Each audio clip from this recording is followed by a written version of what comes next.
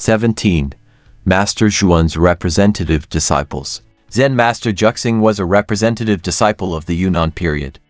Venerable Master Guanban and Monk Lin Guogeng were representative disciples of Master Xuyun during the Gushing period. Monk Xuanhua was a representative disciple of Master Xuyun during the Caoxi period. Monk Fuyuan and Monk Xinghui were representative disciples of Master Xuyun during the Yunnan period. And Monk Shengyi, Monk Xuanhua, Monk Transfusion, and Monk Yicheng were representative disciples of Master Xuyun during the Yunyi period. Of course, it can also be said that Zen Master Guxing was a representative disciple of silent cultivation. Venerable Guanban was a representative disciple who only served as a general deacon of the jungle. Monk Lin Guogeng, Monk Xuanhua, Monk Fogan, Monk Xinghui, Monk Shengyi, Monk Xuanyan, and Monk Yicheng were representative disciples who had the virtue and ability to practice and propagate the Zen sect, and were able to live in the famous temples, and were good at building jungles, cultivating disciples, and propagating one side of the world, and becoming the top disciple of the Buddhist sect. And Monk Transfinite was the representative disciple of the Buddhist sect. Xuanyan is a representative disciple of Master Xuyun's lineage of Zen Buddhism, who mainly practiced and promoted Pure Land. Zen Master Juxing 1876–1924, named Guangdong, was a native of Dali, Yunnan province. He lost his father when he was young and went into the Zheng family. When Master Xuyun arrived at Jifu Mountain, all 8 members of his family worked at the temple and gradually developed their faith. In the first year of the Guangdong era 1909, Zen Master Juxing led his wife, son, nephew, brother, sister-in-law, mother-in-law, and other members of his family to shave their heads and take the precepts with Master Xuyun. Since then, he grew vegetables and practiced asceticism on a daily basis, and at night he prayed to Buddha, worshipped the sutras, sat in meditation, and recited the Guanxian Bodhisattva. In the 9th year of the Republic of China 1920, the old man formally moved to Yunchi Monastery in Shishan Mountain. Kunning and Zen Master Juxing went to help him, living in Chang'an Monastery in the lower courtyard, and was still responsible for planting vegetables.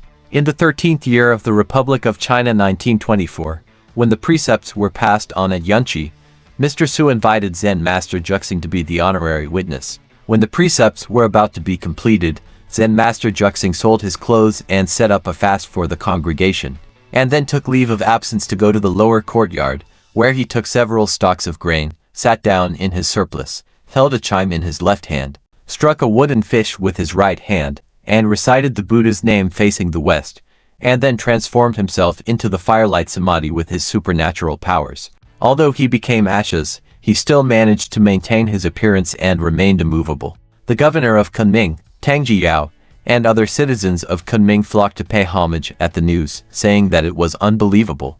Master Xuyun had 2 poems, one of which reads, In Memoriam, mourning the self-incarnated body of Zen Master Guogeng, born in the West. Withered gut want to break only call to heaven, regret Zen people perished young. After several years of visiting the famous mountains, he returned to the Buddha's home. I have been to all the famous mountains, and I have returned to the Buddha. I have helped to promote the Brahma Shastra with the same hardships, and my secret deeds have made the lotus of the upper class. The arm-burning medicine king was a true offering, and the death of Kong Xuanyan was still a sad one. In his later years, when he gave a talk at Yunyu Mountain, he once again mentioned this matter.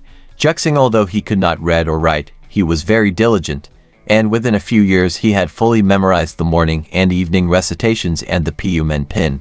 He grew vegetables all day long without resting, worshipped the Buddha and the sutras at night, and did not crave for sleep. He often sewed clothes for people, and recited the phrase Namo Guanxian Bodhisattva at every stitch, so that no needle was ever empty. After the 4 famous mountains, read 8 years, and then returned to Yunnan. At that time, I was building Yunchi Temple. He was still austerity, permanent resident of all sizes are willing to work hard until the end of his life. He brought a few handfuls of straw, in the lower courtyard of Yunchi, Yunnan province, Shang'an Temple to melt away on their own.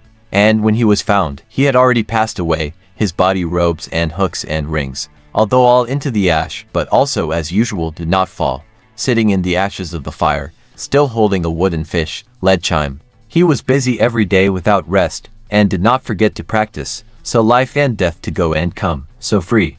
It is easier to practice in motion than in stillness.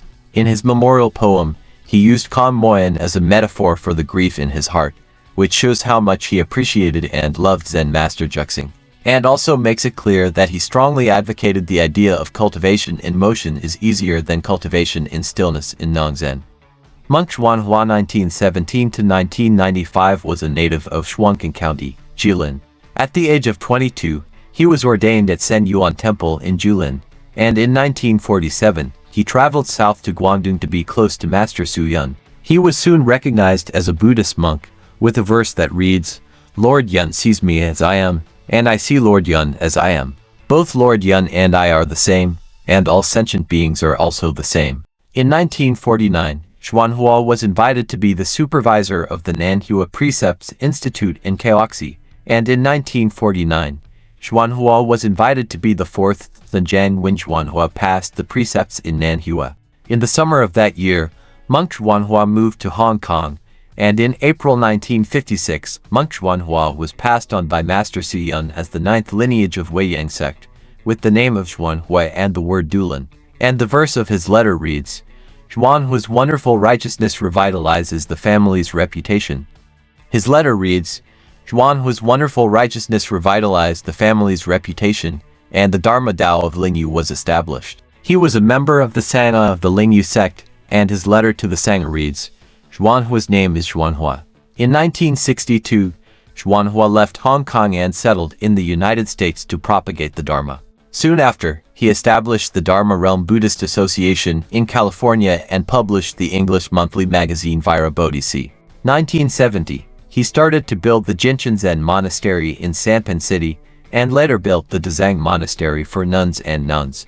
In 1973, he founded the International Institute for Translation of Sutras, which translates Buddhist texts into English, French, and Spanish for distribution in various countries, and in 1976, he founded the City of 10,000 Buddhas in the city of San Francisco. In 1970, he founded Jinshan Zen Monastery in Sanpan City as a nunnery, and in 1973, he founded the International Institute for Translation of Buddhist Texts into English, French, and Spanish. In 1973, he founded the International Institute for Translation of Buddhist Scriptures, which translated Buddhist texts into English, French, and Spanish and circulated them to various countries. 1976, he founded the City of 10,000 Buddhas in San Francisco, and established the Dharma Realm Buddhist University. 1987, he invited a group of Chinese Buddhist monks and Sangha members to the U.S. to hold the Land and Water Dharma ceremony. 1989, he invited 12 Chinese monks to the U.S. to preside over the first three-temple precept ceremony of the City of 10,000 Buddhas, which was organized by the Chinese Buddhist monks and Sangha.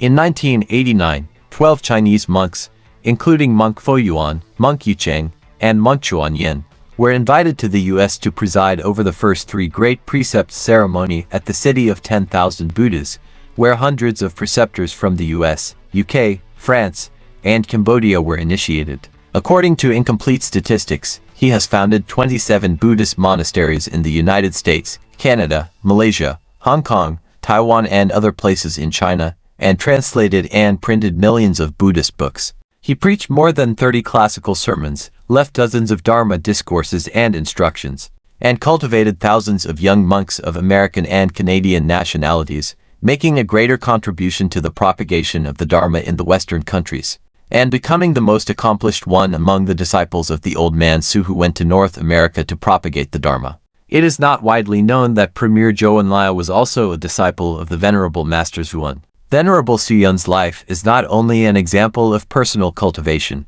but also a symbol of Buddhist spirituality. His legendary story has not only inspired countless Buddhists, but has also become an object of study and admiration for future generations. Through these stories, we are able to gain a deeper understanding of the core philosophy of Zen Buddhism and the spirit of compassion, wisdom and indomitability that Buddhism promotes. Master Xuyun is a monument to Chinese Buddhism, symbolizing the resilience and purity of the Zen tradition, and his influence is far-reaching.